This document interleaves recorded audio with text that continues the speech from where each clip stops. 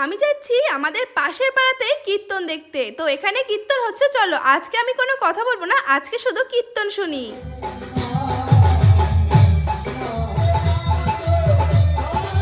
আমি তো পারবো না বাবা, একটিবার কথা বল।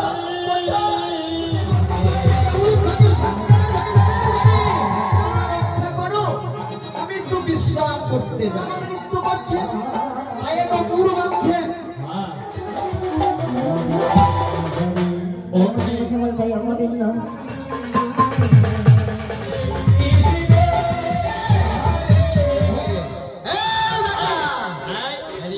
নাম বন্ধ কর বলছে, উঠে আয়, উঠে আয়।